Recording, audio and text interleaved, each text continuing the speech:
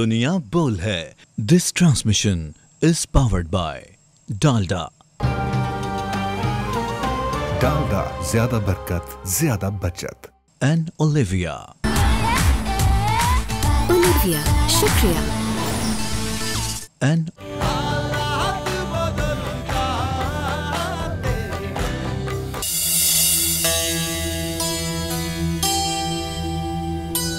बंदे आसी हूँ, खताकार हूँ मौला, मैं बंदे आसी हूँ, खताकार हूँ मौला, लेकिन तेरी रहमत का तलबगार हूँ मौला, मैं बंदे आसी हूँ। बाबा उम्मीद मेरी तेरे करम से,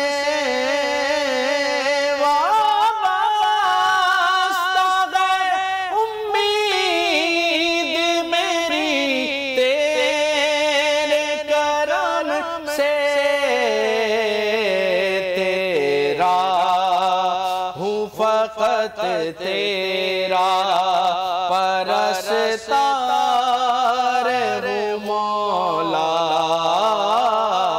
मैं बंदे आसी हूँ, खताकार हूँ मौला, मौला, मैं बंदे आसी हूँ। बंदा कौन किसे नू की दे सकदे, एक सिर्फ दुआ कर सकदे, होए सजन ते सजन दे रूप अंदर, सारी उम्र वफा कर सकदे।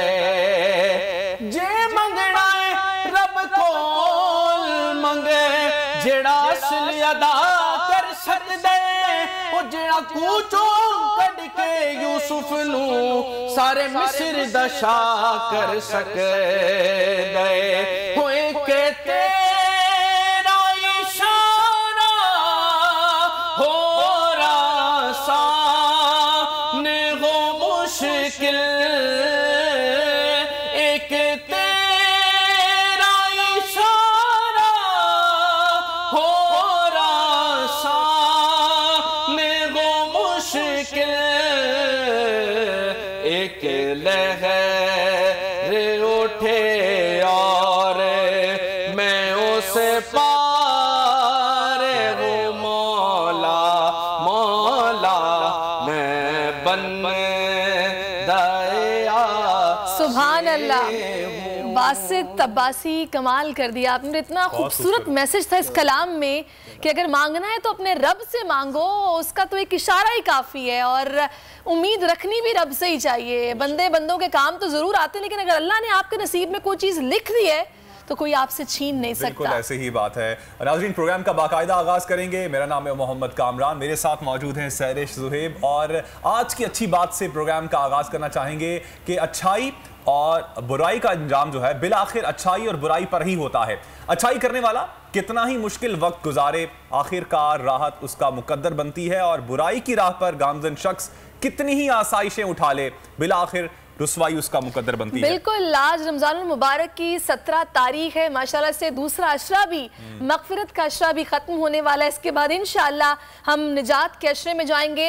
अल्लाह ताला ने कुरान करीम में आज के इस दिन को यौमुल फुरकान करार दिया, क्योंकि आज के दिन 313 मुसलमानों के छोटे से लश्कर को अपने पहले मार्के में कुफार के भारी लश्कर पर फतह नसीब हुई थी, और आज यौम फतह ग़ज़वा बदर है। और इस पर आज हम प्रोग्राम के आखिरी हिस्से में तफसीली बात भी करेंगे, लेकिन उससे पहले अभी हम शामिल कर लेते हैं बड़ी खबर। पंजाब और खैबर पख्तूनख्वा के इंतखाबात कब होंगे? $1 मिलियन सवाल बन गया। सदर ने अदालती इस्लाहात बिल नजर सानी के लिए पार्लियामेंट को वापस भिजवा दिया। अब मामला मजीद किस तरफ जाएगा ये तो अब वक्त ही बताएगा, इस पर भी हम कुछ बात करेंगे। मुल्क भर में मुनाफाखोर बेलगाम है। सरकारी निर्खों पर अमल दरामद बड़ा इनाम है। दाल, गोश्त, सब्जी और फलों समेत हर शय के दाम बेलगाम। महंगाई कंट्रोल करने में इंतजामिया की मुसलसल नाकामी की वजह क्या है, आज के प्रोग्राम में यह भी जानने की कोशिश करेंगे। पाकिस्तानी जहानत की दुनिया भर में धूम है। मछेरे के बेटे ने वर्ल्ड स्कॉलर कप में भी 13 मेडल जीतकर सबको हैरान कर दिया। और हीरो पाकिस्तानी में अमीर हमजा से आज हम आपकी मुलाकात करवाएंगे। और अज़्मो इस्तक़लाल का निशान यौमुल फुरकान, हजारों के लश्कर के आगे 313 की जीत। इस्लाम का वो मार्का जिसने तारीख का दहारा ही बदल दिया। ग़ज़वा बदर से हमें क्या सबक मिलता है, आज के प्रोग्राम में इस हवाले से बात होगी। जी जनाब, बहुत सारी बातें और मुझे तो अमीर हमजा से मिलने की बड़ी एक्साइटमेंट है। इतना काबिल बच्चा, उससे आपकी मुलाकात करवाएंगे। और प्रोड्यूसर साहब आपका बहुत शुक्रिया, आज आपने इस अंदाज में बड़ी खबर हमें दी है कि हमें बहुत आसानी हुई नाज़रीन को बताने में। बिल्कुल। सदर आरिफ अलवी ने अदालती इस्लाहाती बिल पार्लियामेंट को वापस भेज दिया कि बड़ी पेशरफ्त है और सबको अंदाजा भी था पहले से कि ये बिल वापस जाएगा। डॉक्टर आरिफ अलवी ने मौक़िफ़ इख्तियार किया है कि बादियो नज़र में ये बिल पार्लियामेंट के इख्तियार से बाहर है, जबकि बिल कानूनी तौर पर मसनूई और नाकाफी होने पर अदालत में चैलेंज किया जा सकता है। और कवायद में छेड़छाड़ अदालत की अंदरूनी कार्रवाई है। खुद मुख्तारी और आज़ादी में मुदाखलत के ये कामरान मुतरादिफ हो सकती है। बिल्कुल ऐसा ही है। और उधर पाकिस्तान तहरीक इंसाफ ने पीडीएम हुकूमत से मुज़ाकरात पर रजामंदी भी जाहिर कर दी है। पार्टी पॉलिसी सामने आने के बाद कुछ देर पहले फवाद चौधरी ने एक प्रेस कॉन्फ्रेंस भी की है। इस हवाले से ही बात करेंगे। इस सारी सूरत हाल पर बात करने के लिए इस वक्त हमारे साथ मौजूद हैं माहिर कानून अजहर सिद्दीक साहब। अजहर साहब, बहुत शुक्रिया आपके वक्त का। सर, सबसे पहले तो ये बताइएगा कि अदालती इस्लाहाती बिल पार्लियामेंट को वापस करते हुए सदर ममलकत आरिफ अलवी ने मौक़िफ़ अपनाया है कि यह बिल कानूनी तौर पर मसनूई और नाकाफी है, जो अदालत में चैलेंज हो सकता है। इस पर आप क्या कहेंगे? अच्छा देखें, एक तो पाकिस्तानी तारीख में याद रखिएगा, सदर पाकिस्तान एक पोस्ट ऑफिस की तरह इस्तेमाल होता रहा है। पहली दफा हम देख रहे हैं कि एक सदर, यानी इससे पहले भी चंद सदर ऐसे आए हैं, लेकिन ये सदर पाकिस्तान देख रहे हैं जो आइन और कानून की बालादस्ती कायम किए हुए हैं। ये कोई पार्टी लाइन नहीं ले रहे। इल्जाम लगाया जा रहा है कि ये कोई पार्टी लाइन ले रहे हैं, कोई पार्टी लाइन नहीं ले रहे हैं ये। और उनका मकसद ये ज़हन में रखिएगा क्या है, यानी ये जो बिल बनाया गया ये अदलिया की आज़ादी में मुदाखलत है। कैसे? आइन के आर्टिकल 191, 142, 70 और एंट्री 55 को अगर देख लें तो एक चीज बड़ी वाज़ेह है कि पार्लियामान कानून साजी तो कर सकती है मगर सुप्रीम कोर्ट के मामला में मुदाखलत नहीं कर सकती है। और अगर आप थोड़ी सी हिस्ट्री अगर देखें तो आपको समझ आ जाएगी बात क्या है। बात बड़ी सीधी सी है कि इन्होंने आइन पे शबखून मारने की कोशिश की। आइन पाकिस्तान में जुल्फ़िकार अली भुट्टो साहब का जो बनाया हुआ आइन है उसके आर्टिकल 184(3) के तहत ये सुप्रीम कोर्ट को इख्तियार था कि वो ओरिजिनल जुरिस्डिक्शन में मामलात को ले सकती है, टेकअप कर सकती है और वो इख्तियार उसके मुताबिक इस्तेमाल किया जाता है। मगर जिस तरह उस इख्तियार को छीनने की कोशिश की और जिस तरह से उन चीजों को अपने तरीके से ले जाने की कोशिश की तो वहां रोकना किसने था? यानी ये तो इन्होंने अपने आप को फायदा देने के लिए पर्सन स्पेसिफिक लॉ बना दिए ना। इन्होंने क्या किया, नवाज शरीफ को फायदा देने के लिए और खास तौर पर इसमें अब इस मामले में इलेक्शन को डिले करने के लिए कि किसी तरह से अजहर सिद्दीक साहब, हुकूमत जो है अगर सुप्रीम कोर्ट के फैसले को मानती नहीं है तो उसके बाद क्या इकदाम उठाए जा सकते हैं, उसके बाद होगा क्या? अच्छा, एक तो मैं बताता चलूं कि मैंने जो काबीना के हवाले से बात आई कि काबीना ने रिजेक्ट कर दिया, काबीना इसको रिजेक्ट नहीं कर सकती, यह तौहीन अदालत है। मैंने नोटिस दे दिया है वजीर आजम को और बाकी सब लोगों को कि मिनट्स ऑफ मीटिंग दे, किसने रिजेक्ट किया, क्यों आप लोग कर नहीं सकते हैं आइन का आर्टिकल, अपना हलफ तोड़ रहे हैं, आप लोगों ने डिफेंड करना था आइन को, वो मैंने तफसीलात इनसे मांगी है और तौहीन अदालत की तैयारी मैं कर रहा हूँ और मेरे तक अभी कुछ वजीरों से बात हुई, वो भाग गए हैं। वो कहते हैं हमने ऐसा कुछ किया ही नहीं है। आप करारदाद की पोजीशन देख लें जो करारदाद असेंबली में पेश की, उसमें कोई भी काबिल जिक्र MNA या वजीर या वजीर आजम किसी का दस्तखत नहीं है। वो कुर्बानी का बकरा बनाने के लिए कुछ लोगों से दस्तखत कराए गए हैं जो कि आईन और कानून में जायज नहीं है, गुंजाइश ही मौजूद नहीं है। तो अगर देखा जाए वो सारी की सारी बातें जितनी भी हैं वो सारी की सारी एक तरह से रद्द हो चुकी हुई हैं। अब तो चेहरा बचाने के लिए रास्ता नहीं मिला, यानी मिसाल के तौर पर अपील फराहम करने की कोशिश, अपील तो हो ही नहीं सकती है जब आइन ने नहीं दी है। उसके अलावा ठीक है अजहर साहब, बहुत शुक्रिया, आपने बिल्कुल ठीक कहा, अपील नहीं हो सकती है। बहुत शुक्रिया, आपने अपना कीमती वक्त हमें दिया। पाकिस्तान तहरीक इंसाफ के सीनियर रहनुमा शाह महमूद कुरैशी साहब हमें ज्वाइन कर चुके हैं। शाह साहब बहुत शुक्रिया आपके वक्त का। शाह साहब कहिएगा, अभी कुछ राब्तों की बातें हो रही हैं और मुज़ाकरात पर आमादगी आप लोगों ने कहा जा रहा है जाहिर कर दी है, तो ये रवाबित किस हद तक पहुंचे हैं? किसके साथ मुज़ाकरात के लिए मोहतरमा?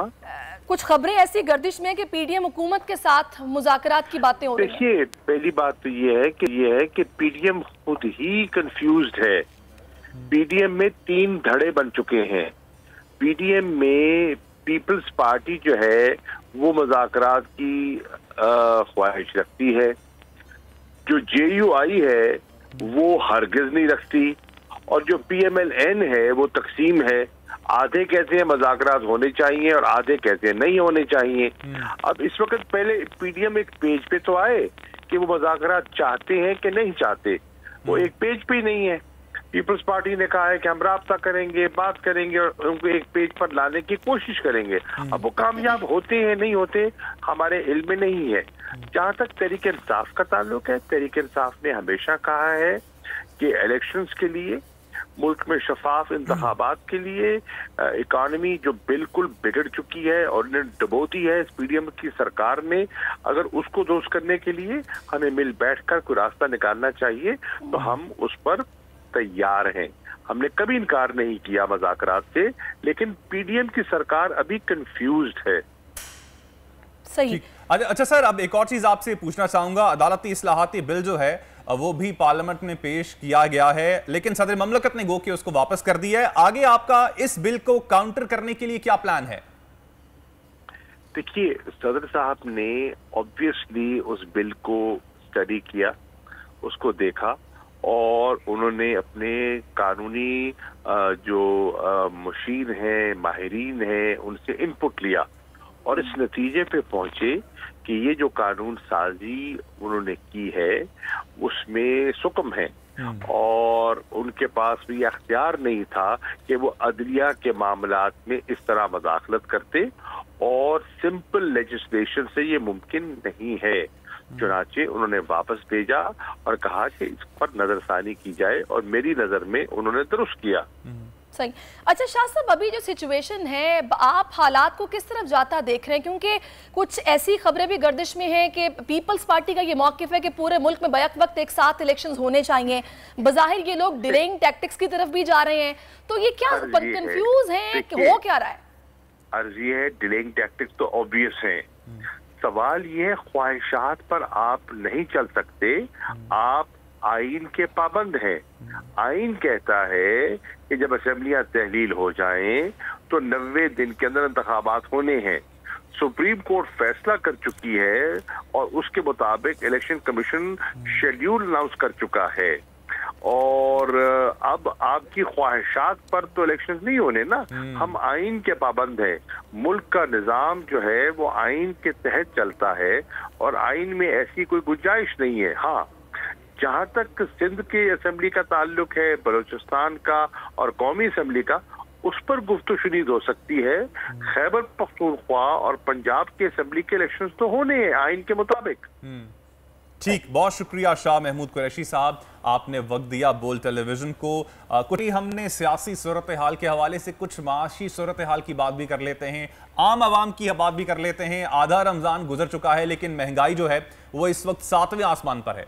अब तक ना फल हुए हैं सस्ते, ना हुई हैं सब्जियां सस्ती। रवा हफ्ते महंगाई की शरह मजीद 0.29% इजाफा हुआ है, उसमें रिकॉर्ड किया गया है और अदारा शुमारियात की हफ्तावार रिपोर्ट के मुताबिक सब्जियों, दालों, घी, तेल की कीमतों में इजाफा रिकॉर्ड किया गया। बिल्कुल, ये तो कामरान कुछ भी नहीं है, मेरा ख्याल है हर चीज की कीमत में इजाफा हो चुका है। और शहरी इस वक्त इदारे शुमारियात की ये रिपोर्ट सिर्फ खाना पूरी होती है कह रहे हैं, क्योंकि महंगाई से कहीं ज्यादा है। अचानक चीनी की फी किलो कीमत में भी 20 से 25 रुपए इजाफा हो जाता है, जबकि सरकारी रिपोर्ट ये नहीं बताती। शहरियों का शिकवा है कि हुकूमत ने मुनाफाखोरों को लूटमार की खुली छूट दे रखी है। माफिया ने गरीब रोजेदारों से रमजान की खुशियां भी छीन ली हैं, और उधर महंगाई और रुपए की कीमत में बेकदरी के बायस बिजनेस कम्युनिटी का भी हुकूमत से एतमाद बिल्कुल ऐसा ही है। लाड़काना में इस वक्त मौजूद हैं बोल न्यूज के नुमाइंदे शहजाद खान। ताज़ा तरीन सूरत हाल क्या है, लाड़काना के अवाम का क्या कहना है, उनसे मालूम कर लेते हैं। शहजाद, बताइएगा।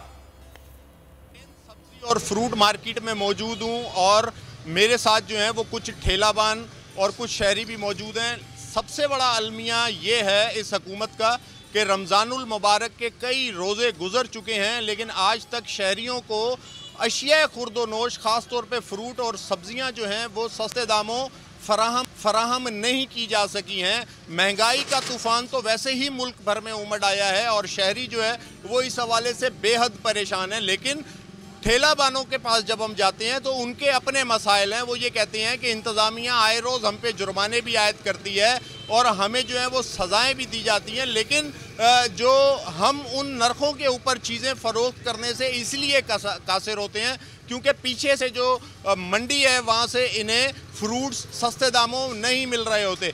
बात की जाए, मेरे हाथ में ये आज की फहरिस्त है फ्रूट की, तो इस फहरिस्त से तकरीबन 80 से 100 रुपया किलो इस वक्त भी फ्रूट जो है मार्केट में तजाविज़ नरखों पे फरोख्त किए जा रहे हैं। हमारे साथ कुछ ठेलाबान मौजूद हैं, इनसे जानेंगे आप क्यों सरकारी रेटों के ऊपर नहीं बेचते। इस वजह से आगे से जो माल हद से ज़्यादा महंगा मिलता है।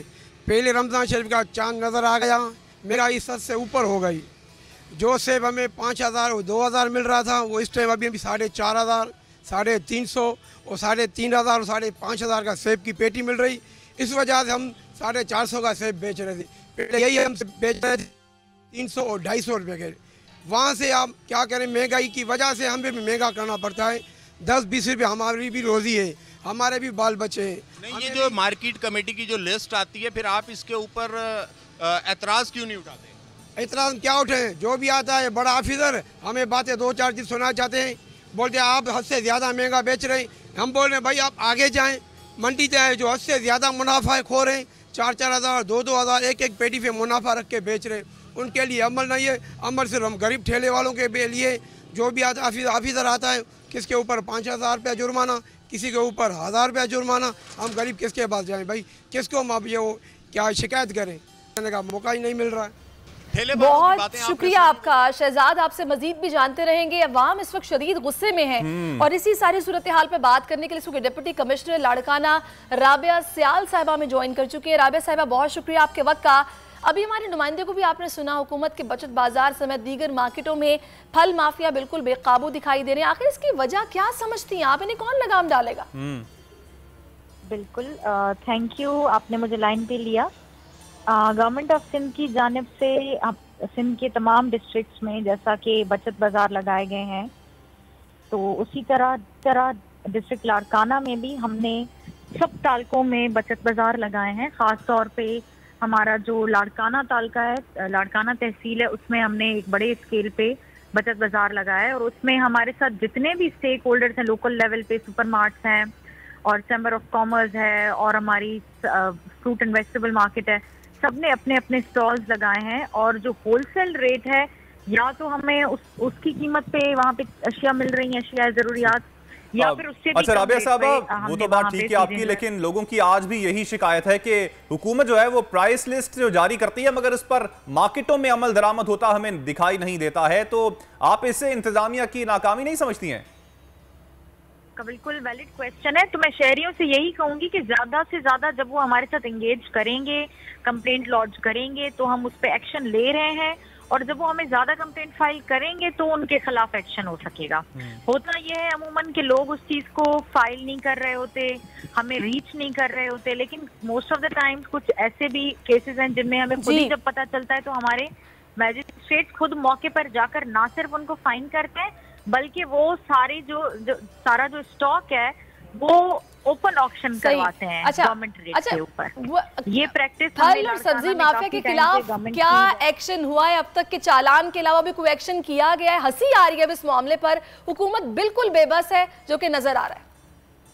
अलावा हम लोग ओपन ऑक्शन करवा रहे हैं चीजों को, जो गवर्नमेंट की हिदायत हैं और जो नया price control act government of Sindh ने की कैबिनेट ने ये पास किया है, उसमें ये भी एम्पावर किया गया है कि जो कोई चीज ज्यादा रेट पर बेच रहा होगा, हम उसका स्टॉक उससे कस्टडी में लेके वो सारा स्टॉक वहीं पे ही ओपनली उसको सेल करवाएंगे गवर्नमेंट रेट पे, ताकि लोग उधर ही वो देख सकें कि हमने उसी रेट पे उस चीज। अच्छा राबिया सयाल साहिबा, अब बात ही आती है कि जो इंतजामिया जो है उसको अमले की कमी का भी सामना रहता है। इस हवाले से क्या इस बार कुछ बेहतरी आई है और लाड़काना में क्या सूरत हाल है? मैं आपको बताती चलूं कि हमने खुद भी अपनी तरफ से भी कोशिश की थी कि हमारे पास जरूरत का स्टाफ है। सिंध फूड अथॉरिटी का हमारे पास इस टाइम एडी अवेलेबल है लाड़काना में, और प्राइसेस का ब्यूरो ऑफ प्राइसेस का हमारे पास एडी अवेलेबल है, लेबर की एडी हमारे पास अवेलेबल है, फूड के सारे ऑफिसर्स हमारे पास अवेलेबल है, एग्रीकल्चर के सारे ऑफिसर्स अवेलेबल हैं। बहुत शुक्रिया राबिया सयाल साहिबा, आपने वक्त दिया बोल टेलीविजन को। सहरिश, अब बात फिर यहीं पे आती है, जब भी इंतजाम आता है ओकी की खबर देते हैं, हमारी तरफ से सब इंतजाम किए गए हैं, हमने फाइन कर दिया, पेनल्टी चार्ज कर रहे हैं, हम चेक कर रहे हैं, लेकिन हमें कहीं नजर नहीं आ रहा, ये सिर्फ बातें ही हैं। एनीवे, हमारे साथ बासित अब्बासी नात-ख्वां भी मौजूद हैं और उनके मौजूदगी का हम भरपूर फायदा उठाएंगे। ब्रेक का भी कहा जा रहा है, तो ब्रेक पर हम जाएंगे, लेकिन नात सुनते हुए। जी बासित, क्या सुनाएंगे? मैं एक बहुत खूबसूरत कलाम पेश कर रहा हूँ जी। अब मेरी निगाहों में जचता नहीं कोई,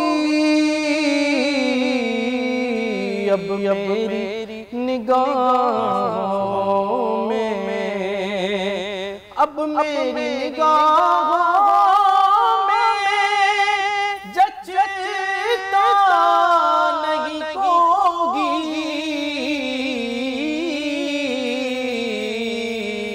जैसे मेरे सरकार हैं ऐसा नहीं कोई, नहीं कोई जैसे मेरे सरकार हैं ऐसा नहीं कोई, तुम सा तो हंसियां देखा नहीं कोई, तुम सा तो हंसियां देखा नहीं कोई, ये शान लताफत है के साया नहीं कोई, ये शान लताफत है के साया नहीं कोई, जैसे मेरे सरकार।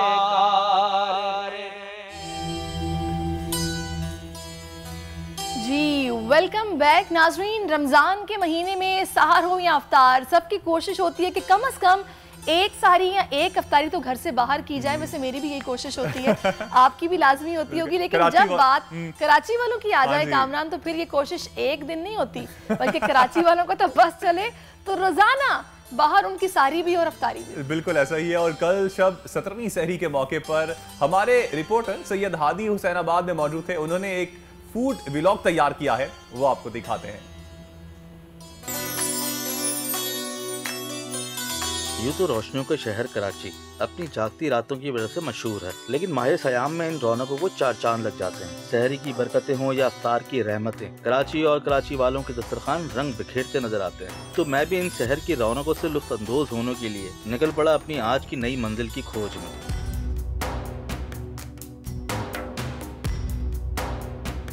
कराची के इलाके हुसैनाबाद की रौनकों की अलग ही तामझाम है, और यही मेरी आज की मंजिल है, जहां शहर से लुत्फ अंदोज होने के लिए आने वाले शौकीन अफराद के लिए खास तौर पर सहरी पॉइंट का एहतमाम किया गया है। जैसे ही मैं रोशन गली में दाखिल हुआ तो एक जानिब सुर्ख मखमली कालीनों से सजे कतार दर कतार बिछे तख्त पर बैठे बड़े बूढ़े नौजवान और फैमिलीज के साथ आई खवातीन लुत्फ अंदोज हो रहे थे, तो दूसरी जानिब बड़ी बड़ी देगों में चलते चमचों की खनक और इनसे निकलने वाला धुआं एक अलग ही समा बांध रहा था। क्या क्या ऑर्डर किया आज आपने? कलेजी है, इसमें भुना है, हमारे यहाँ का मशहूर है। अच्छा। और कीमा है, भाजी गोश्त है। ठीक है। मेहमान जो है ना भाजी गोश्त और वगैरह ज्यादा खाते हैं। तो आज आपने क्या ऑर्डर किया था इनका? हमने तो कीमा भी खाया, भाजी गोश्त भी खाया, मालपूरे भी खाए। हमने पिछले साल इन्होंने शुरू करा था, पिछले साल भी खाया था। ठीक है। इस साल भी जो है, कल भी मैं इन भाई के पास आया था तो इन्होंने मुझे वापसी टरका दिया कि जी 3 बजे तुम आए, 2 बजे खत्म। अच्छा, 2 बजे खत्म हो जाता है? क्या बात है। मैं तो कहता हूँ 100 पे से 100 दे। 10 में से 10 देंगे भाई। 10 में से 10 देंगे, जबरदस्त है। कहाँ से आए दोस्त? बल्दिया टाउन से। बल्दिया टाउन से? जी हाँ। क्या खाने के लिए आए था? फिलहाल तो कलेजी खा रहे हैं। अच्छा है इनका, और इनके पास भाजी गोश्त है। तो कैसा रहा टेस्ट? नहीं माशाल्लाह जबरदस्त। बहुत जबरदस्त। क्या अच्छा लगा? खास तौर पे कलेजी इनकी अच्छी है। कलेजी क्या रेट करोगे? 10 आउट ऑफ 8। बड़ी बड़ी देगों में मजेदार पालक पनीर, सुर्ख मसाले में भुना कीमा, जिसे खास तौर पर कड़क डबल रोटी के साथ पेश किया जाता है, और मुख्तलिफ देसी मसालों से तैयार किया जाने वाला खुशबूदार कोरमा और मजेदार ठंडी मलाई के साथ मालपूरा सहर के मजा दुबाला कर रहा था। और वहीं एक जानिब लगे तंदूर से निकलते गर्मा गर्म तिल वाले नान वहाँ आने वालों की इश्तिहा को बढ़ा रहे थे। साथ ही एक बड़े से तवे पर भड़कते तेल में लच्छेदार पराठे तेजी से तैयार किए जा रहे थे। शहरी की ये बरकतें गर्मा गर्म कड़क चाय के बिना अधूरी हैं, तो वहीं एक तरफ चाय पीने की शौकीन अफराद कड़क चाय से भी लुत्फ अंदोज हो रहे थे। माह सयाम की ये रौनकें अल्लाह का हम पर खास करम है और इसकी इन रहमतों का शुक्राना हम पर वाजिब है। तो नाजरीन, आपने देखा कि सहरो अफ्तार कैसे होती है कराची वालों की। आपने प्लान किया अभी तक? वैसे गुज़श्ता रोज मेरी पहली सहरी बाहर थी और हमने बाहर जाके काफी एंजॉय किया, बहुत अरसे बाद। अच्छा, हम लोगों ने कबाब थे और साथ चाय थी एंड देन फिर लाल रोटी थी। होगा। नहीं, लाल रोटी थी। हम लोग क्योंकि साथ जो लोग थे कुछ डाइटिंग वाले थे, तो इस वजह से हमने जो खाना खाया वो थोड़ा डाइट वाला था। लाल आटे की रोटी वैसे बड़ी मजे की लगती है। एनीवे, खैर मेरी सारी अभी एक भी बाहर नहीं हुई, तो मैं भी प्लान करती हूँ कि रोजे अब बिल्कुल अपने इख्तिताम के करीब ही है, दूसरा अशरा भी खत्म होने वाला है। आगे बढ़ते हैं और अब आप लोग भी जनाब प्लान बनाएं, अगर नहीं गए तो जाएं यार, रमजान में मजा आता है। बिल्कुल। रमजान जो है मजीद अच्छा करने के लिए आज हमारे साथ कौन मौजूद है? कव्वाल मौजूद है आई गेस हमारे साथ, और जदीद कव्वाल राजा हामिद अली, जिनके सूफियाना कलाम बहुत मशहूर है। पहले इनसे कुछ बातचीत हो जाए, उसके बाद उनसे कुछ सूफियाना कलाम भी सुनेंगे। बिल्कुल, हमारे साथ मौजूद हैं राजा हामिद अली जो कि सूफी गुलकार हैं, सुलेमान आदिल जो कि बांसुरी नवाज हैं, और साथ साथ तबला नवाज हैं आमिर हुसैन। आप तीनों का बहुत शुक्रिया। सबसे पहले तो राजा हामिद अली साहब, आपकी जानिब आना चाहूँगा, थोड़ी सी बात करना चाहूँगा जिद्दत के हवाले से। हम देख रहे हैं कि सूफ़ी म्यूज़िक जो है उसमें भी जिद्दत आती जा रही है, नए साज हैं, नए अंदाज हैं जो कि मार्केट में पॉप कवाली की सूरत में हमें नज़र आते हैं। ये जो चेंज है ये आप कैसे देखते हैं? जी, पहले तो मैं आपकी सारी इंतज़ामिया का आपका शुक्रिया अदा करता हूँ कि आपने हमें मौका दिया यहाँ आपके पास आने का। तो दूसरा जो आपका सवाल है, बिल्कुल वक्त के साथ साथ चीज़ों को अपग्रेड करना चाहिए, वेस्टर्न म्यूज़िक को भी साथ रख के, ताकि उसका ज़्यादा कबूल आम हो। लेकिन उसमें स्पेशली सूफ़ी कलाम में कुछ चीज़ों का ख्याल रखा जाना चाहिए। मैं गाने बजाने वालों से गुजारिश कर रहा हूँ कि उसको इतना ही मॉडर्न किया जाए कि जहाँ तक उसका तकद्दुस पामाल ना हो जाए। जो रूह है सूफ़ीज़म की, जो उस कलाम में जो पैगाम है या लिखने वाले का जो मकसद है वो पामाल ना हो जाए, तो उस वक्त तक तो इसको मॉडर्न करना मेरे ख़्याल में बुरा नहीं है। लेकिन जहाँ उसके अगेंस्ट जाएगा तो आई थिंक सूफ़ी गाने वालों को उसे अवॉइड करना चाहिए। सही। आपने अल्लामा इकबाल के लिखे कलाम भी पढ़े हैं और सूफ़ी बुज़ुर्गों के कलाम भी पढ़े हैं। चाहूँगी अमीर खुसरो के कलाम के चंद अशार अगर आप सुना दें तो बहुत अच्छा लगेगा।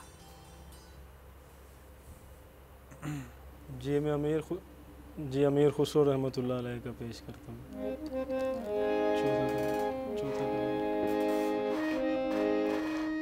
खिसरो रे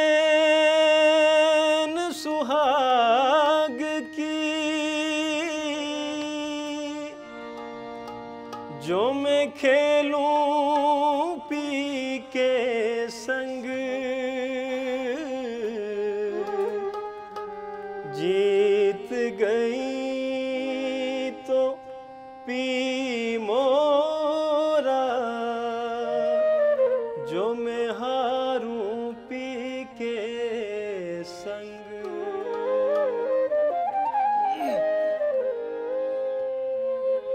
छाप तिलक सब छीन ली रे मुझसे नैना मिलाई के, छाप तिलक सब छीन ली रे मुझसे नैना मिलाई के, नैना मिलाई के सेना चलाई के, नैना मिलाई के सेना चलाई के, हाँ सेना चलाई के, सेना चलाई के, बात अगम कह दी नीरे मुझसे नैना मिलाई के, छाप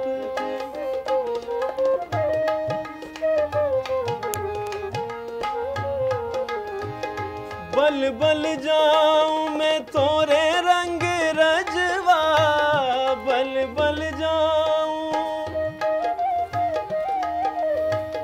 बल बल जाऊं मैं तोरे रंग रजवा जी, तोरे रंग रजवा, तोरे रंग रजवा, अपनी सी रंग दी नीरे मुझसे नैना मिलाई के, अपनी सी रंग दी मुझसे नैना मिलाई के।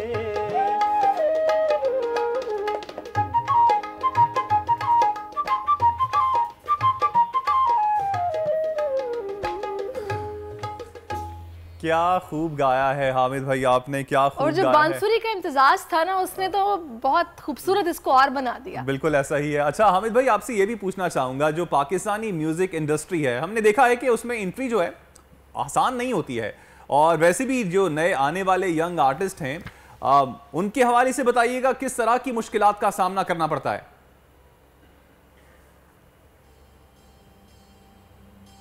जी सर, स्ट्रगल हर दौर में हर वक्त में मुख्तलिफ होती है और मुश्किलात भी रहती हैं।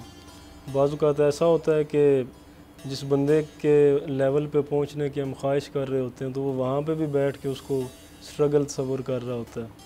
तो कुछ लोगों की आइडियल जिनको वो बना रहे होते हैं वो ख़ुद स्ट्रगल में होते हैं। तो मुश्किलात हर दौर में रहती हैं, लेकिन म्यूज़िक में ये है कि इसको यूँ समझिए टाइम टेकिंग फील्ड है। इसको आप जितना टाइम देते हैं ये उतना आपको रिटर्न में देती है। म्यूज़िक में कोई शॉर्टकट नहीं है। आजकल जैसे बहुत सी चीज़ें शॉर्टकट होती जा रही हैं, लेकिन वो वक्ती होती हैं। जो लोग प्रॉपर सीख के और उसकी तमाम बायोग्राफी को समझ के उसके मुताबिक चलते हैं तो उन्हें वक्त के साथ बेशक वो स्लो ऊपर जाते हैं। ठीक, बहुत शुक्रिया राजा हामिद अली साहब, सुलेमान आदिल साहब, आमिर हुसैन साहब। आपके वक्त की कमी की वजह से मजीद आपसे बात नहीं हो पाई। नाज़रीन ब्रेक का कहा जा रहा है, ब्रेक से वापस आएंगे तो सैरिश के साथ होंगी हमारी शेफ और आज मजे की रेसिपीज आपके साथ शेयर करेंगे, लेकिन आफ्टर दिस ब्रेक। प्रोग्राम में एक बार फिर आपको खुशामदीद कहेंगे। नाजरीन, आज हम आपकी मुलाकात करवाने जा रहे हैं पाकिस्तान का फखर, पाकिस्तान के हीरो अमीर हमजा पांजरी से, जो एक फिशरमैन के बेटे हैं लेकिन इंतहाई कम उम्री में कई मार्के सर कर चुके हैं। किमाड़ी के रिहायशी हैं, माहीगीर के बेटे हैं और आलमी स्कॉलरशिप में 4 गोल्ड मेडल समेत 7 जो मेडल्स हैं वो जीत चुके हैं। और कराची के इलाके किमाड़ी से ताल्लुक़ रखने वाले माहीगीर के 14 साला बेटे आमिर हमजा पांजरी ने वर्ल्ड स्कॉलर कप में 7 बैनुल-अक़वामी एजाज़ात अपने नाम किए हैं और पाकिस्तान का सर फख्र से बुलंद किया है।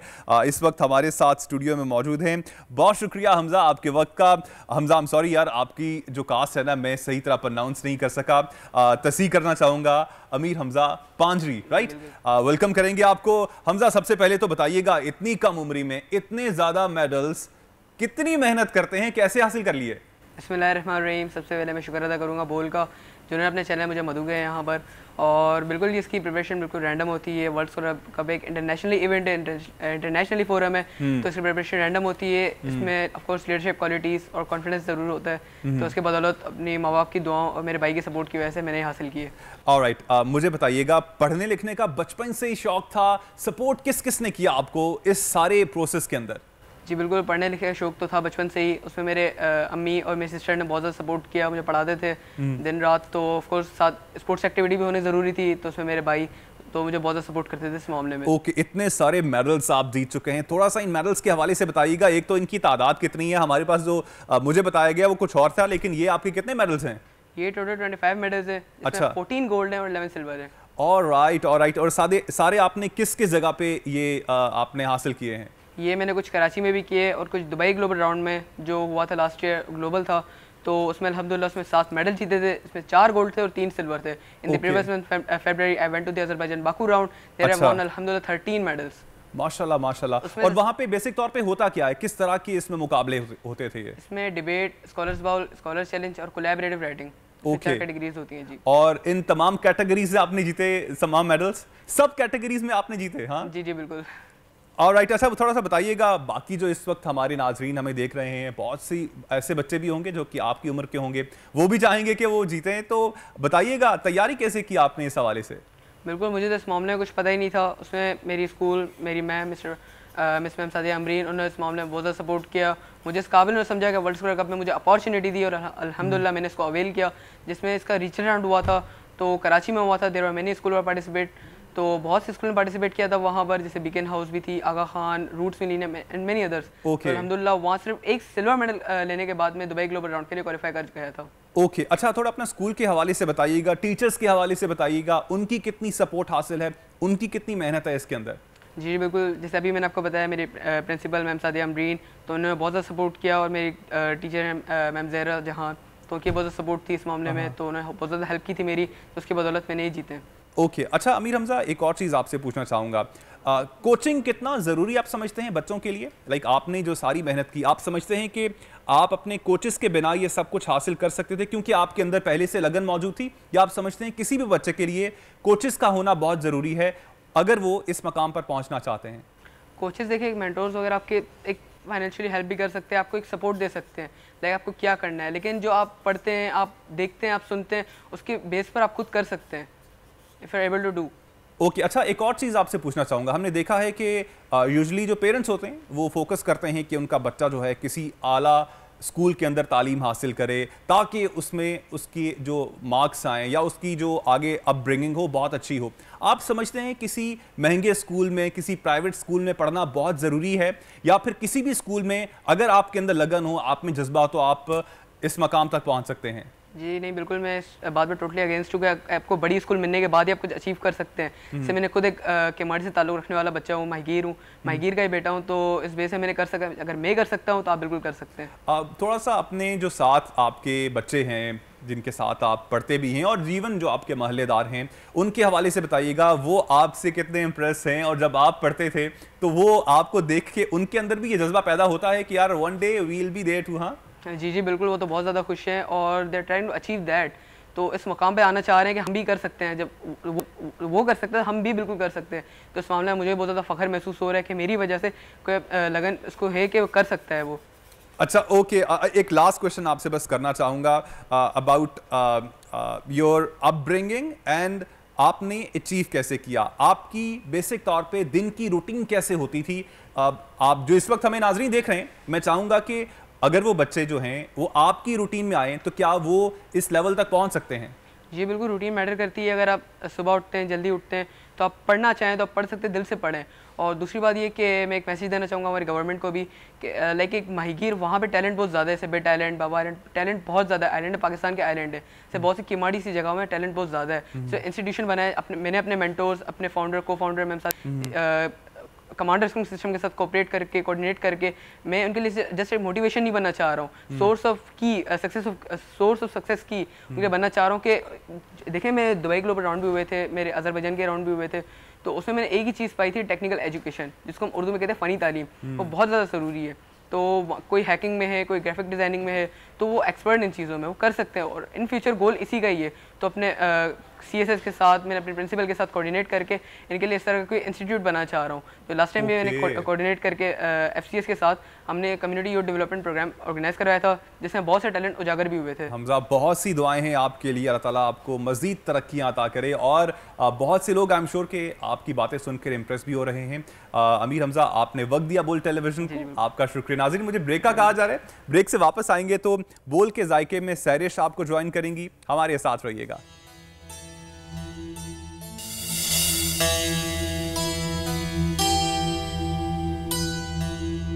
बोल के जायके is presented by डालडा, ज्यादा बरकत, ज्यादा बचत। and powered by Rooh Afza, जिंदगी मुबारक। नाज़रीन, वेलकम टू बोल के जायके और मेरे साथ मौजूद हैं शेफ शाकिरा फरहान और वालेकुम अस्सलाम। आज माशाल्लाह बड़ी अच्छी लग रही हैं और अभी आज हमें क्या बनाना सिखा रही हैं, क्योंकि रेसिपी कल हमारी ये रह गई थी। इसमें क्या क्या डलता है, इसके अलावा भी कुछ है क्वेस्टिलास के अलावा? कैसेडिलास के साथ आज हम बनाएं, कैसेडिलास के साथ आज हम बनाएंगे मज़ेदार सा ड्रिंक पाकोला चॉकलेट फ्लेवर के साथ। बहुत इजी है, बड़े मज़े का बनेगा, उसके बारे में भी बताएंगे। सबसे पहले अपनी कैसेडिलास की तरफ आते हैं, जो बहुत ही मज़ेदार सी और पाकिस्तानी फ्यूजन के साथ थोड़ा सा पाकिस्तानी तड़का चटपटा सा। अच्छा, वैसे नाम बड़ा यूनिक सा है कैसेडिलास और मुझे कल से बड़ी क्यूरियोसिटी है कि मुझे पता चले कि इसमें इंग्रेडिएंट्स क्या क्या डलते हैं जो इसका नाम इतना अलग सा है कैसेडिलास। हाँ, कैसेडिलास। अच्छा, ये टॉर्टिला जो रोटी होती है इजीली मार्केट में अवेलेबल है, आपको कहीं से भी मिल सकती है, बेकरी से भी मिल जाती है और आप इसको घर में भी बना सकते हैं अगर ना मिले, आपको अवेलेबल ना हो। इसके लिए आपको क्या हमें चाहिए, चिकन चाहिए थोड़ा सा मोटा, जैसे हम कीमा बनाते हैं चिकन का वैसा चाहिए। यहाँ मैंने ले लिया था तकरीबन 300 ग्राम मेरे पास चिकन मौजूद है। उसके लिए 2 टेबल स्पून आपको चाहिए तिक्का मसाला, 2 टेबल स्पून आपको लेमन जूस चाहिए और 2 टेबल स्पून आपने दही इसमें ऐड करना है। अच्छा, इसके अंदर जो मेन इंग्रेडिएंट्स जा रहा है सैरिश, वो है कनौर क्यूब, जो बहुत ज़बरदस्त है। इसको हमने बिल्कुल बारीक बारीक काट के इसमें डाल दिया था और इसको मिक्स कर लिया, जिससे एक बड़ा ज़बरदस्त सा फ्लेवर इन्हेंस हो जाएगा। बिल्कुल। और कनौर आजकल आपको पता है चिकन इतनी महंगी है, चिकन खरीदना बहुत मुश्किल है, तो ऐसे में ये 70 रुपये का क्यूब है जिसमें आपको चिकन का असली मज़ा मिल सकता है और किसी भी रेसिपी में आप डाल सकते हैं, भले पुलाव हो, भले दाल हो, भले सब्ज़ी हो। तो कनौर का क्यूब जो है ये चिकन का मज़ा आपको देगा, आपके टेस्ट को इन्हेंस करेगा और सस्ता भी बहुत है, सिर्फ 70 रुपये में। अच्छा, फिर उसी के साथ इसमें हमने वेजिटेबल्स में जो ऐड किया है, टमाटर बारीक चॉप करके आपने एक ले लेना है, एक बारीक प्याज जो है चॉप करके आपने इसमें डाल ली है, हरा धनिया बिल्कुल बारीक काट के आपने इसमें ऐड कर लेना है। आप चाहे ऊपर से भी डाल सकते हैं हरी मिर्चें भी, लेकिन मैं इसी में ऐड कर रही हूँ, ठीक है। वो आपने करके इसको हमने प्रिपेयर कर लिया है। लास्ट में हम बड़ा ही एक ज़बरदस्त सा और कनौर का प्रोडक्ट यूज़ कर रहे हैं इसमें, और वो है कनौर चिली गार्लिक सॉस। इससे इतना ज़बरदस्त फ्लेवर आ जाएगा इसमें कि जब आप इसका बाइट लेंगे तो आपको बहुत मज़ा, जूसी फ्लेवर एक आएगा। कैसेडिलास आपने घर पे ट्राई करना है ये, और मुझे बड़ी मज़े की रेसिपी लग रही है, बड़ी चटपटी सी। अच्छा, इसमें सबसे पहले हमने डालडा का कुकिंग ऑयल यूज़ किया था। हाँ, बिल्कुल। इसके बगैर जहाँ मामता वहाँ डालडा, ना बदले ज़माना ना बदला डालडा, और रमज़ान की बरकतें हैं जनाब, और ऐसे में डालडा की बचत भी साथ साथ है। हमारी डिशेस में बनती ही नहीं है वो डालडा कुकिंग ऑयल के बगैर। 80 सालों से ज़ायद माओं का बेहद भरोसा है डालडा पे, जो उसे कामयाब ब्रांड बनाता है जनाब। और इसके साथ साथ शेफ मैजेस्टिक के कुक वेयर्स हैं जो कि हम यूज़ कर रहे हैं, डालडा को यूज़ कर रहे हैं। बिल्कुल फास्ट, और जो कुकिंग है उसके पीछे सीक्रेट है कि हमारे शेफ मैजेस्टिक के कुकवेयर्स हैं, एलुमिनियम कुकवेयर्स। इसमें आप खाना बनाएंगे ना जलेगा ना चिपकेगा और जल्दी से बन जाएगा। फोटाइल का हमारा स्टोव है, फोटाइल की हाई क्वालिटी अप्लायंसेज है। पाकिस्तान में तकरीबन इसको 20 साल हो चुके हैं।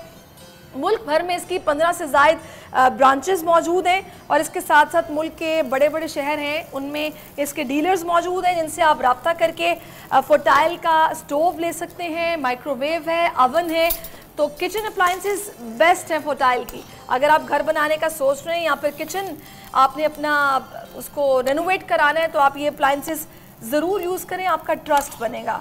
अच्छा जी, हम इसको जो है अब प्रिपेयर करें कैसे। हमने कैसेडिलास ये रोटी ले ली है इसकी, और आपने इसको पहले हमने डालडा कुकिंग ऑयल से इसको ग्रीस कर लिया है, उस पर हमने ये रोटी रखी है, और उसके बाद हमने ये जो चिकन का मिक्सचर बनाया था वो हम डाल रहे हैं, और इसी के ऊपर हम डालेंगे मज़ेदार सी चेडर और मोज़रेला चीज़, जो उनके दोनों मिक्स हैं, वो हमने डाल देना है। ज़बरदस्त। अच्छा, मज़ा तो बाला हो जाएगा इससे। हाँ बिल्कुल, और इससे तो बहुत ज़बरदस्त था। जो पिज़्ज़ा लवर है या बच्चे जो बहुत अब आप एक काम करें, अब आप लाइफ बॉय हैंड वॉश से अपने हैंड्स वॉश कर लें, क्योंकि चीज़ लग गई है और ये चिपकेगी फिर। बिल्कुल बिल्कुल। और अगर आप भी ये चाहते हैं कि आप किचन में जब काम करें तो कुछ, मुझे तो उलझन होती है अगर हाथों पे कुछ लगा हो, फिर सफाई का भी ख्याल रखा जाता है। 99.9% जर्म्स को किल करता है ये लाइफ बॉय का लिक्विड हैंड वॉश है। जो कि आपको अपने किचन के सिंक में लाजमी उसके पास रखना है, ताकि आप बार बार अपने हाथ धोते रहें, सफाई का ख़ास ख्याल रखें। कोविड फिर से सर उठा रहा है, तो ऐसे में बेहतर है कि ख्याल रखा जाए। अच्छा, यही हमने दूसरा टॉर्टिला इसके ऊपर रखना है, ओवरलैप कर लेना है। इसको पलटने को चलता हाँ, नहीं, इसको अब हम पलटेंगे।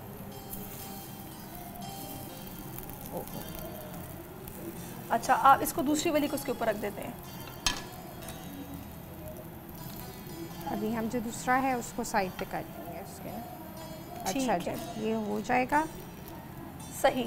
इसको आपने इसी पर हल्का सा करके, अच्छा आप इसको कवर करके रख दीजिएगा। तो कवर करने से ये होगा कि वो जो मेल्ट होनी होगी ना चीज़, वो अंदर मेल्ट हो जाएगी। और ये मेल्ट होने के बाद जो है, अच्छा ये पानी की वजह से इसका ये हम यहाँ पे अपने जो है टॉर्टिला। अच्छा, किचन में छोटी मोटी चीज़ें चलती रहती हैं जनाब, क्योंकि किचन में ज़ाहिर है पानी का इस्तेमाल भी साथ साथ हो रहा होता है, फिर ऑयल भी है, और ज़ाहिर है हमारे कुकवेयर्स गर्म होते हैं। तो घबराना नहीं है, काम नहीं छोड़ना, काम करते रहना जैसे हम काम कर रहे हैं। अच्छा सही। अच्छा जी, ये हमारी टॉर्टिला में हमने ये फिलिंग की है, उसमें चीज़ आ गई और हाँ, चिकन आ गई, और इतना मज़े का ये बन रहा है ना कि वो चीज़ अब मेल्ट हो चुकी है। इसको जो है कट कर लेंगे। जैसे हमने बताया था कि आपको बहुत झटपट और मज़ेदार सा ये तैयार हो जाता है जल्दी, और बच्चों को बड़ों को सबको बहुत मज़े का लगता है। सही। आप इसकी रोटी घर में भी बना सकते हैं।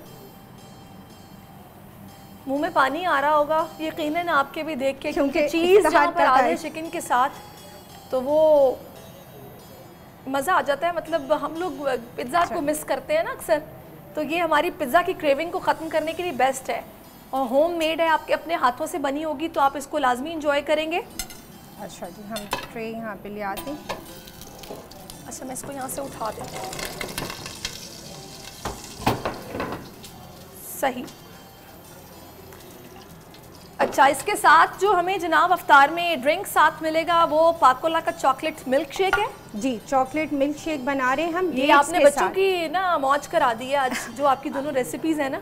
और इसको हम डेट्स के साथ हम इसको प्रिपेयर करेंगे। हमने यहाँ पे 2 अदद खजूरें लेनी नहीं है, और मेरे पास चॉकलेट कोटेड थी वो मैंने ले ली है, और इसके अंदर हम वनीला आइसक्रीम ऐड करेंगे। ओहो, ठीक है। ये पाकोला मिल्क है, ज़बरदस्त फ्लेवर है इसमें। ना आपको चॉकलेट डालने की, चॉकलेट पाउडर यूज़ करने की ज़रूरत है, ना चॉकलेट यूज़ करेंगे, डायरेक्ट इसको डालेंगे, और आपने इसके अंदर जो है सिर्फ वनीला आइसक्रीम ऐड करनी और डेट्स ऐड करनी, और मज़ेदार सा आपका शेक। बिल्कुल। और बहुत वो बच्चे जो दूध पीते हुए अपनी अम्मा को तंग करते हैं कि मैं नहीं पीऊँगा, मुझे स्मेल आती है, हीक आती है, उनके लिए जनाब पाकोला बेस्ट ऑप्शन है। ना ठंडा करने का झंझट, ना उबालने का झंझट, डायरेक्ट लिया और बच्चों को जनाब फ्लेवर्ड ये मिल्क दिया। और अक्सर लोग ये सोचते हैं कि शायद ये दूध नहीं है, कुछ और है, ये बस एक ड्रिंक बनाया हुआ है। ऐसी बात नहीं है, ये वाकई में दूध है और बड़ा रिफ्रेशिंग है ये पाकोला मिल्क। आप इसको ट्राई करेंगे, यकीनन बच्चे आपके खुश होंगे। और क्योंकि इसमें वनीला आइसक्रीम भी जा रही है, और ये सही बड़े मज़े का आपको लगेगा। और जब इसमें वनीला आइसक्रीम आ जाएगी तो हाँ, बच्चे खुश हो जाएंगे। मैं खुश हो रही हूँ कि मुझे पता आज अफ्तार में मैं ये पीने वाली हूँ। हाँ, इंशाल्लाह। अच्छा, थोड़ा सा हम ग्लास में भी हम ये डाल देंगे वनीला आइसक्रीम। सही।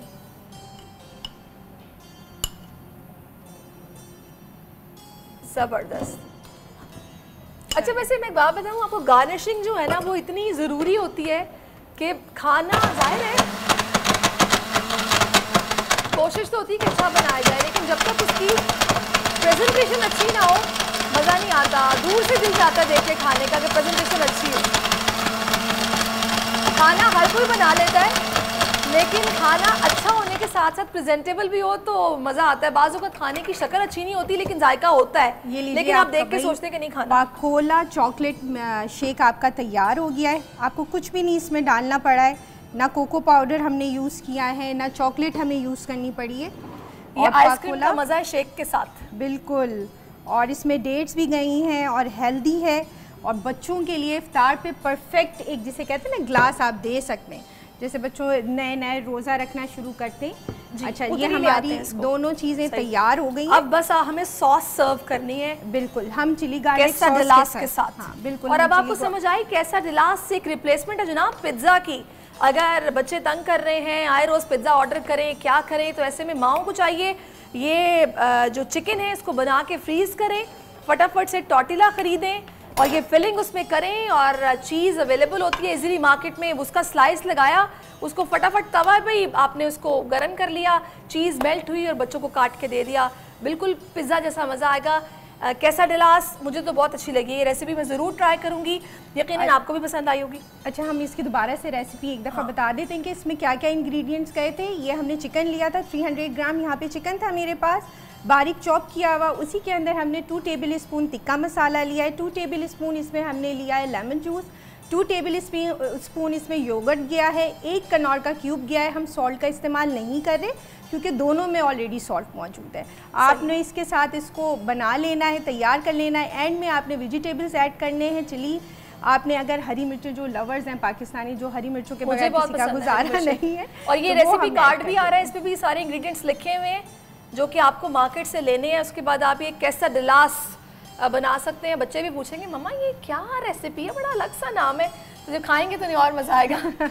लेकिन ये वाकई में आप स्कूल में लंच में भी बच्चों को दे सकते हैं। ज़रूरी नहीं है कि सिर्फ इफ्तार के लिए हम ये आपको प्रिपेयर करके बता रहे हैं, बल्कि आप स्कूल में लंच में, पार्टीज़ में बच्चों को बड़े अच्छे से चेंज कर करके रोल बना के, टॉर्टिलास के रोल भी बनते हैं और जो है आप उसको बड़े अच्छे से बच्चों को दे सकते हैं अलग अलग फॉर्म में। चले जी, आपको यकीनन हमारी रेसिपी पसंद आई होगी। कल वक्त कम था, लिहाजा आज हमने सोचा कि हमें इसी वाली रेसिपी को रेडी करना है, क्योंकि मुझे भी तजस्सुस था कि बनता कैसे है quesadillas। तो आप ये रेडी हो चुके हैं, मैं ये इफ्तार में खाऊंगी। आप अगर बना रहे हैं या बनाने का सोच रहे हैं तो जल्दी करें ना, इंतज़ार किस बात का है। उसके साथ चॉकलेट वनीला शेक होगा। तो मुझे और शाकिरा फरहान को इजाज़त दीजिए, बोल के जायके से अल्लाह हाफिज़। अल्लाह हाफिज़।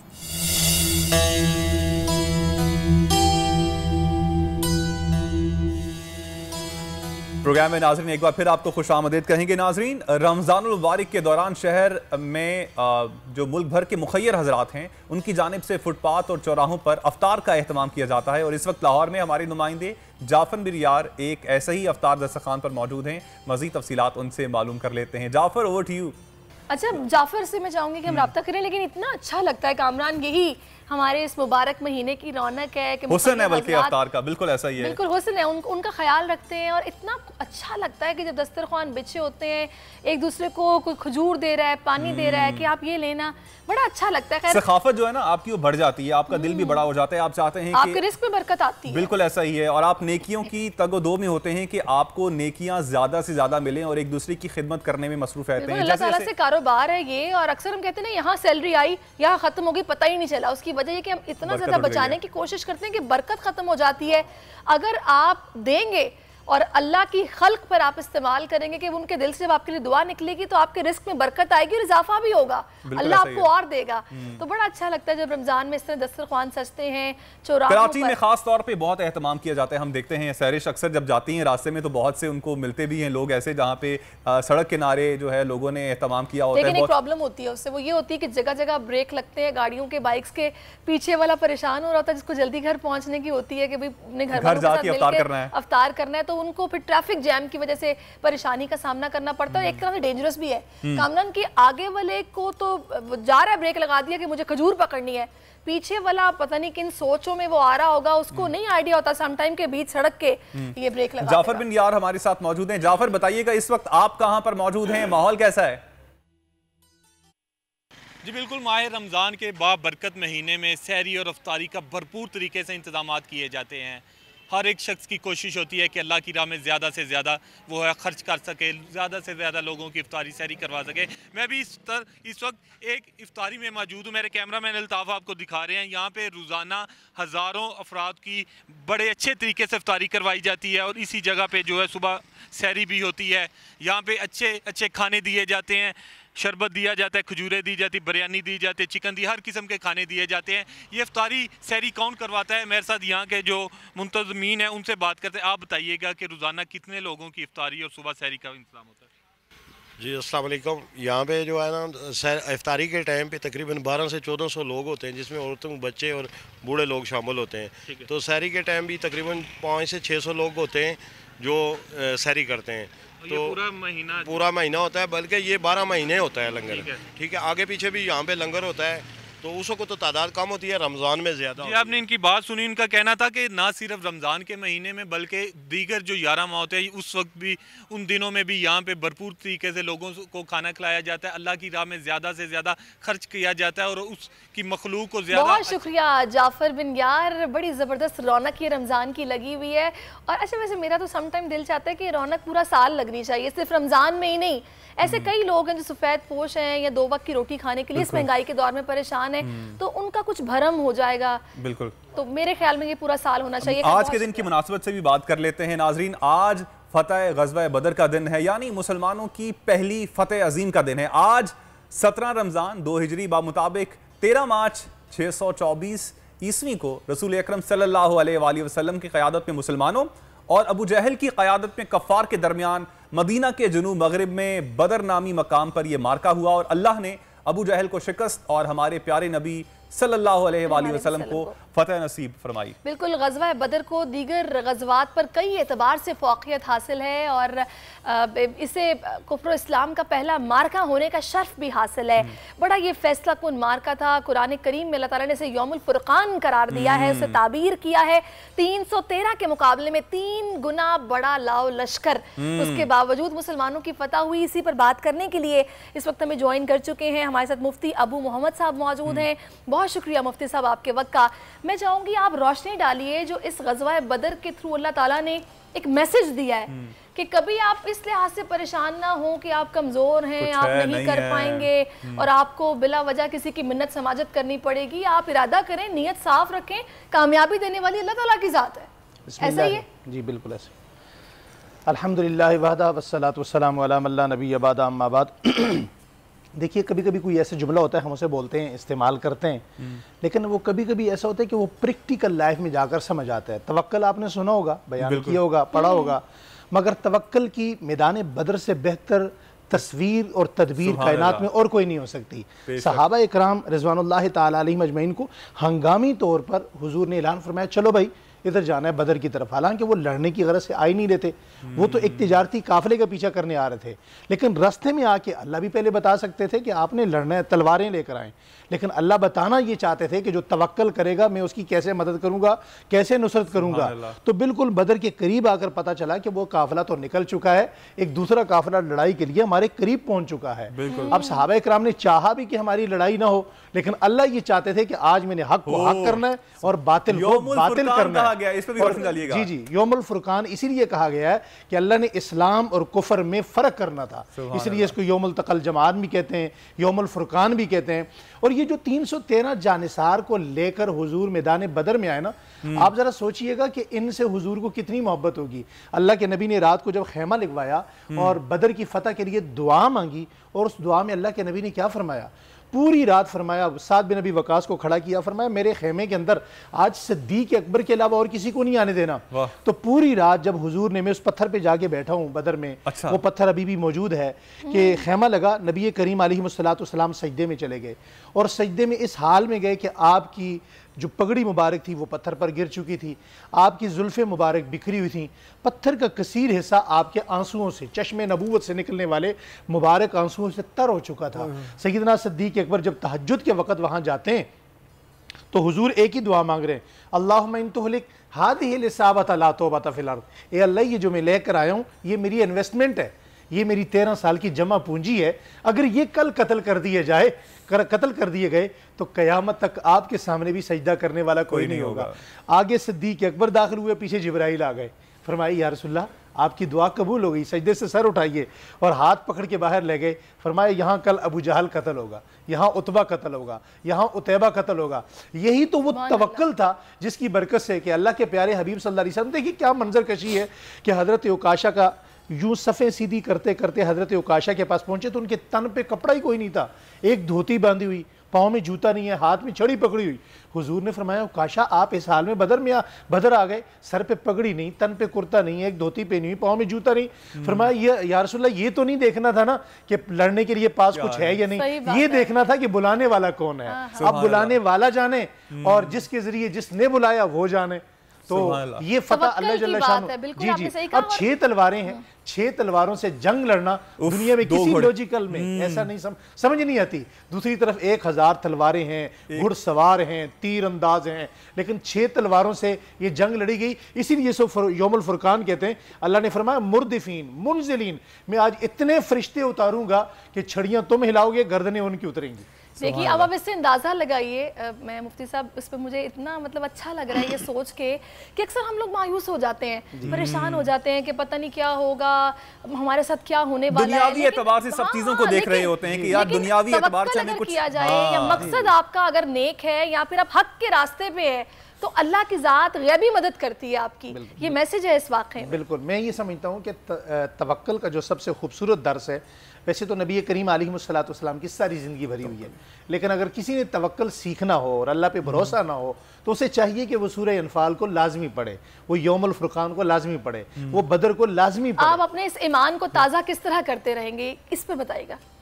ईमान को ताज़ा करने का बेहतरीन तरीका ये, देखिए मैं एक यहाँ जुमला कहना चाहूँगा कि आज इस उम्मत से नबी करीम अलैहिस्सलाम ने फरमाया था जब मेरी उम्मत में तन्हाइयाँ नापाक होंगी तो 2 चीज़ें आएंगी, एक जज्बे जिहाद ख़त्म होगा। आज जज्बे जिहाद को हमने जुर्म बना दिया है पूरी दुनिया के अंदर, हालांकि ये हमारा फरीज़ा था। और दूसरा हुजूर ने फरमाया निफाक आएगा। तो सबसे पहले तो अपना ईमान ताज़ा करने के लिए तौबा की ज़रूरत है कि हम अपनी तन्हाइयों को पाक करें। जब हमारी तन्हाइयाँ पाक होंगी तो फिर खुद बहुत हमारा ईमान भी ताज़ा हो जाएगा। वो कलमे के जरिए भी होगा, तिलावत के जरिए भी होगा, रमज़ान में भी होगा, नमाज अगर आप पढ़ते रहें, बावजू 5 वक्त आप होंगे, दुआ करते रहेंगे और अल्लाह के हुजूर जब पेश होंगे तो यकीनी तौर पर ईमान आपका ताज़ा रहेगा, बुराई से आप मैं चाहूँगा आज हज़रत आयशा सिद्दीक़ा रज़ी अल्लाह ताला अन्हा का यौम विसाल भी है, थोड़ी सी उनकी शख्सियत पे भी रोशनी डालें। हमारे पास 2 मिनट हैं, फिर मैं कुछ अशार भी आपसे सुनना चाहूँगा। बिस्मिल्लाहिर्रहमानिर्रहीम। हज़रत आयशा सिद्दीक़ा रज़ी अल्लाह तआला अन्हा इस कायनात की वो खातून है कि जिनके वालिद यार गारो मज़ार कहलाए, तो ये उसी रसूल सल्लल्लाहु अलैहि वसल्लम की राजदार की ज़िंदगी बनी। और हज़रत आयशा सिद्दीक़ा रज़ी अल्लाह तआला अन्हा तमाम सहाबा इकराम की उस्ताद थी, यानी तमाम सहाबा आलिम थे, 100 मुफ्ती थे, 7 मुज्तहिद थे। उन 7 मुज्तहिद में भी कोई सबसे बड़ी थी तो वो हज़रत आयशा सिद्दीक़ा थी। अब ये देखिए, लोग कहते हैं माँ के कदमों में जन्नत है, मैं कहता हूँ ये वो माँ है कि जिसके कदमों में जन्नत नहीं, जिसका पूरा घर जन्नत है, छत जन्नत है, दीवारें जन्नत है, उस घर के अंदर जो आराम फरमा रहे हैं वो रसूल जन्नती है, वो अबू बकर जन्नती हैं, वो उमर जन्नती हैं। अल्लाह ताला हमें हजरत आयशा सिद्दीक़ा की कामिल मोहब्बत नसीब फरमाए। आपके दरवाजे पे तो हजरत उमर जैसी शख्सियत जाकर इल्म हासिल कर। बस मैं चाहूंगा लास्ट मिनट है, आप ना कुछ अशार उनकी नजर कर दें। जी जी, मैं अर्ज करना चाहता हूँ कि मुझसे पूछा किसी ने तारफ तेरा, मैंने जन्नत कहा और कलम रख दिया, दिल की तख्ती पे दिल के तहय्यात से नाम लिखा तेरा और कलम रख दिया। मेरी माँ तेरी तथहीर पर खालिक वल कलम ने कलम यूं चलाया कि बस नूर को, नूर की एक आयत लिखा और तहारत लिखा और कलम रख दिया। सूरह नूर का नूर मेरे यकीन में उतरने लगा, मैं संवरने लगा, ऐसा डूबा मोहब्बत की आयात में कि फिर कुछ ना लिख सका और कलम रख दिया। पढ़ना आया तो मैंने तेरा नाम विरदे जुबान कर लिया, हिर्ज़े जान कर लिया। अम्मी लिखना आया तो तुझको मैंने बस बख्शिश की पहली ज़मानत लिखा और कलम रख दिया। तेरी तौसीफ़ लिखने को बैठा था मैं, कितनी चाहत से माँ तुझको चाहा था मैं, तू कहाँ मैं कहाँ ए मेरी प्यारी माँ, बस यही लिख सका और कलम रख दिया। आयशा, सैयदा, तय्यबा, ताहिरा, आबिदा, जाहिदा, माजिदा, मैंने देखा कि मिसरे में बढ़ता गया तेरा काफिया और कलम रख दिया। सुभान अल्लाह, सुभान अल्लाह। खूबसूरत अशार के साथ ही हमारे प्रोग्राम का वक्त भी खत्म हो गया। मुफ्ती अबू मोहम्मद साहब, आपका बहुत शुक्रिया, आप तशरीफ लाए और मुझे और कामरान को नाज़रीन इजाजत दीजिए। इंशाल्लाह कल फिर से आपकी मुलाकात होगी। कल तक के लिए अल्लाह हाफ़िज़।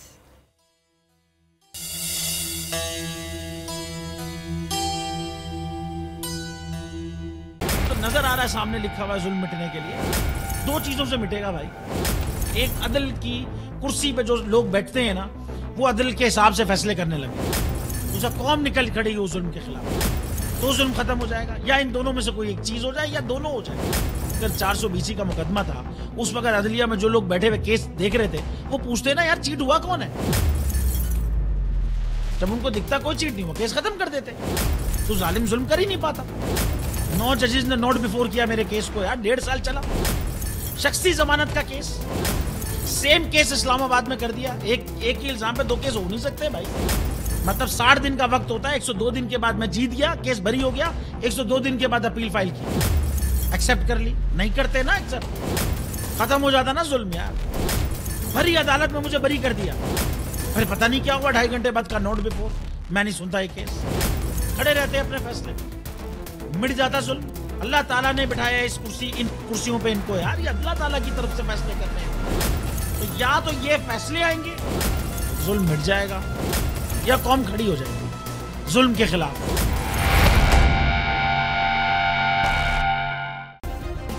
सब्सक्राइब करें और बेल दबाएं ताकि कोई खबर रह न जाए।